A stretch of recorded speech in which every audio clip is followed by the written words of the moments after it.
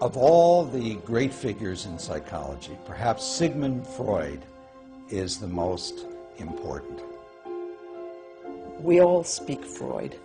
Every time we turn around and say, oh, he's so anal, or that person is a control freak, or talk about Freudian slips, or even speculate about the meaning of our dreams. He was an intellectual, he was an eccentric.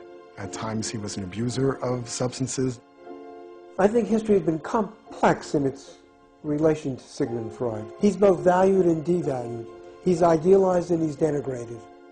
In 1938, during the last year of his life, Sigmund Freud was old and sick, but his mind was still sharp.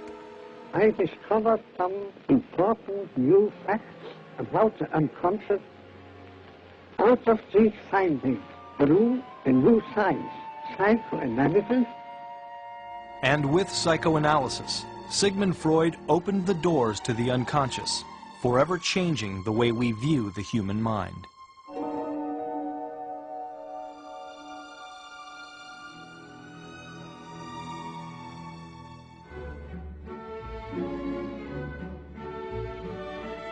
The late 1800s marked the end of the Victorian Age, a period of extreme puritanical restrictions. Any expression of human sexuality was considered an outrage. Respectable women only went to their doctors with a chaperone.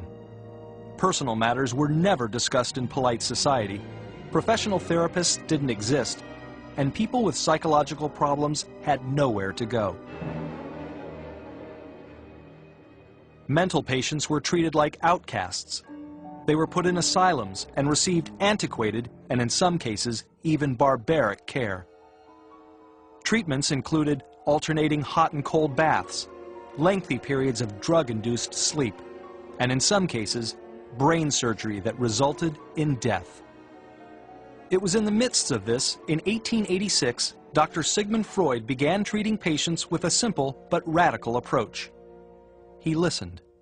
Physicians of that day prescribed, but they didn't listen. They were the authorities. The patient was expected to, in effect, obey and listen to the doctor. Listening to a patient's life history was an entirely new development. Freud's goal was to get his patients to talk as much as possible about anything and everything. In Freud's office, no subject was taboo. But rather than interview them face to face, he had his patients lie on a couch turned away from him, so that they would be more comfortable revealing their deepest thoughts. If his methods seemed peculiar, the theories behind them were even more outlandish. Sigmund Freud developed a revolutionary new way of thinking about the human mind. He introduced the idea of the unconscious. Freud believed that the unconscious is a place where we bury conflicts such as painful memories or unacceptable thoughts that we do not want to deal with. And this can make conscious life more difficult.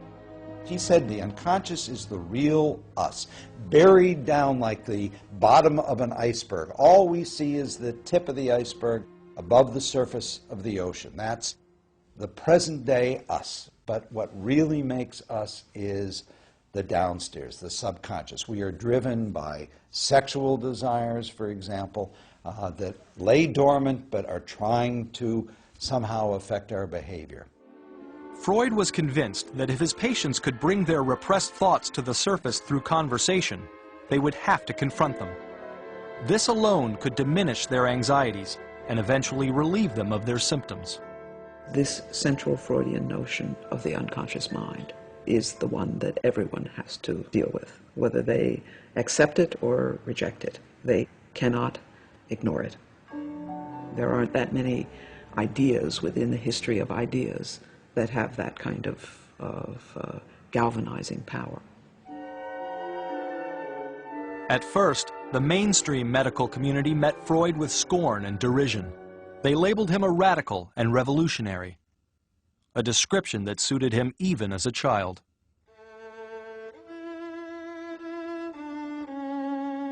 Sigmund Freud grew up in a poor Jewish neighborhood in Vienna. As a boy, Sigmund was a brilliant, ambitious, and opinionated student. At school, I was always the bold oppositionist, always on hand when an extreme had to be defended. One could say that, in a certain sense, as we look at Freud's accomplishments, that he was already at a very young age in a class by himself. At 17, Freud graduated high school and entered the University of Vienna to study medicine. Medicine was a good way for a young Jewish boy who was very bright to make a career for himself. But Freud also clearly had a great deal of scientific curiosity. He always had, from his youth, this kind of questing.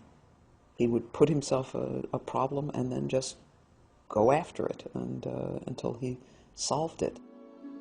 In 1882, Freud began an internship at the General Hospital in Vienna, and for the next 3 years, he experimented with a number of different specialties, including neurology. Freud was consumed by his research, but the 26-year-old was also in love. It was during his internship that Freud met Martha Bernays, a lively, intelligent woman. Martha came from a good Austrian family. This was his great love, and he struggled to win her and to get together enough money to be able to marry her, and it's over several years that this unfolds. Only one thing stood in their way. Sigmund Freud was unknown. He would have to make a name for himself first. Freud redoubled his efforts at the hospital. He dreamt of making a discovery that would make him famous, wealthy, and benefit mankind. He soon pinned his hopes for fame and fortune on a little-known drug, which seemed to hold great promise as an anesthetic and as a treatment for exhaustion and depression. It was cocaine. Freud believed in cocaine so much that he began using the drug himself, and even sent some to Martha. Freud said cocaine helped him relax in social situations and made him feel more like a man. You perceive an increase in self-control, more vitality and more capacity for work. This result is enjoyed without any of the unpleasant aftermaths which accompany exhilaration from alcoholic means. Anxious to capitalize on his discovery, Freud published a paper extolling the drug's virtues. But Freud deeply regretted his haste after the drug's addictive properties became known. It was a huge blow for Freud professionally.